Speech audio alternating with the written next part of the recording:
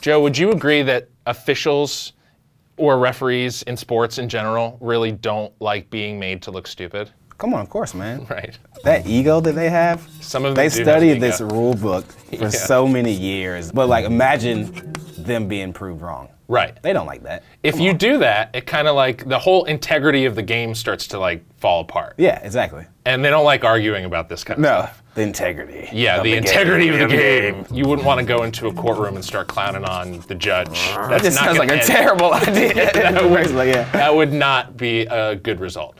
This is definitely true in the NFL. We're seeing this now with the whole like being able to review pass interference, which is just great. The NFL is just one of those leagues where it's just like, you know what, let's just strip all the fun. Anyways, let's protect the shield. We got to protect the shield with a 2,000-page rule book. You're literally putting a giant brick of a rule book in front of the shield to protect it from God knows what. What if I told you that the NFL actually has a rule where if you do end up even inadvertently making the officials look stupid, you get penalized? Then I will not be shocked Not whatsoever. a shocker, right? So it comes down to consecutive timeouts. You can't have consecutive timeouts in the same dead ball period, meaning that there's like no play happening on the field, right? I call a timeout to stop the clock. You can call a timeout as my opponent if you want, but I can't then call another timeout for any reason. A scenario where you might do this, for instance, is if you call a timeout to stop the clock, and then before the next play, you realize you have too many men on the field. And you don't want the play from happening because if they snap the ball, you'll get penalized for having too many men, right? I mean, it's a smart thing to do. Just call another timeout. Call another timeout, right? Don't risk the penalty. Don't risk the penalty on the timeout. What's supposed to happen in that scenario is the officials just go, oh, I know you've just called a timeout, and so I'm waiving you. Like, it just gets canceled. There's no real penalty for it. Just kind of just like shoo you away. They kind of give you the hand. Yeah. They say, like, talk to the hand. Back to your sideline. Yeah. But in a scenario where they don't do that, and you do get the timeout, well, now that's a little tricky, right? Because you've already stopped the game. Now you have like affected the game in like a real tangible way. So this actually happened once. Pete Carroll did the exact scenario I just described to you in a game when he was coaching the Seahawks against the Cowboys. Sneaky Pete. Sneaky Pete. He's always getting away with these tricks. He calls a timeout to stop the clock. Then before the next play happens, he realizes, oh, I have 12 guys on the field. I better stop the clock. Don't want a penalty for having 12 guys on the field. Let's get that 12th guy off the field. Well, he got it. He was supposed to just get waived off and get the penalty for having too many guys. But the officials, for whatever reason, gave him that second timeout. They stopped the clock, called the timeout. They kept the play from happening. Oh, yeah. And now it's like, okay, well, this is a little bit of a tricky scenario because you got one over on us. Like you broke the rules and we gave you the extra timeout, but there's nothing we can do to like undo our mistake. So this is my thing though.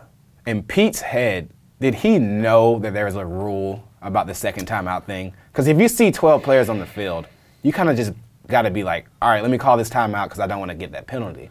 Or is he like, let me pull over one on the refs? Yeah. Let me do this. They don't know there's a rule. Like, I don't know there's a rule. Is there a rule? Let me just call a timeout. I don't know. I think the Pete Carroll explanation would be, I was in the moment. I just didn't know. I think in Pete Carroll's mind space, he maybe knew, I know there's no penalty for doing this if it works. Let me roll the dice. Let's roll the dice. Let's roll the dice, baby. Old Sneaky Pete. But because of that game, the following season, they were like, okay, if you do this and you get away with it, you get a 5-yard penalty. Because you have like changed the game in some demonstrable way, even though we messed up. It's actually a little bit of an expansion on another rule where you would also get penalized for doing that while you were icing the kicker, right? Classic move, you got a guy who's going up for a field goal, you call a timeout while he's taking the kick, and he's got to do it again. Yeah. We all love the classic icing of the kicker. Icing the kicker. We love it. It's a part of the game. Yeah. It's a tradition. So if you call a timeout to ice a kicker, you can't just do it again. Yeah. You can't ice them a second time in the same dead ball period, because then you would be able to do it a third time and shit would take forever. Yeah. You can't double ice. You can't double ice, right? You can't add crushed ice onto the already normal ice. No. Come That's on, the kicker needs some time. Right. You need some time to thaw out. For a long time, if you tried to do that, again, the referees were just supposed to say, no thank you. But if you get away with it, now you've had an effect on the game, you must be punished. So for a long time, the rule book said if you do that and you get away with it, that's a 15-yard penalty for unsportsmanlike conduct. Wow. Yeah, bigger deal. And it has actually been enforced one time in NFL history. It was the Bills against the Washington Redskins in sounds like 2007. A terrible game. I'm sure it was an awful game. Well, it was. The Bills were down 15-17 with like 8 seconds left to go. Ooh, at least it's close. So it was a little close, and they have the ball. So of course they're going to go for a game-winning field goal. It's a 51-yard attempt though, so it's kind of long. The Redskins coach at the time, Joe Gibbs, he ices Lindell, the kicker for the Bills. Bills get up to go do it again, and he ices them again, and for whatever reason, the officials were not paying attention, they got distracted by a bird or something, who knows. They give him the second timeout and ice the guy again. And then they realize, oh, you can't do that, 15-yard penalty, which now makes this game-winning field goal attempt 36 yards rather than 51. Yeah. And so in a very un-Bills-like moment, they end up making this new, shorter attempt, and they win 18-17 in the last few seconds of the game. So real-world consequences for like trying to pull one over.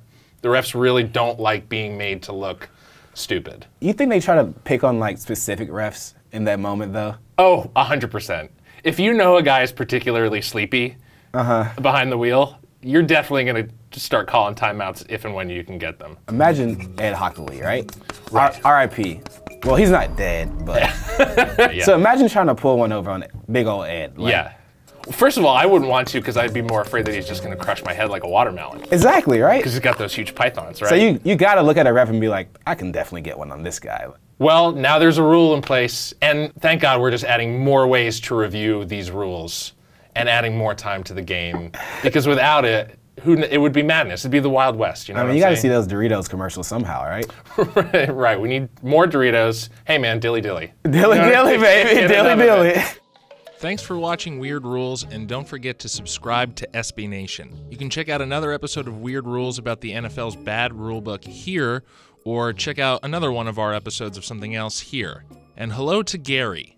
I don't know a Gary, but I assume someone watching this is named Gary, so hello to you.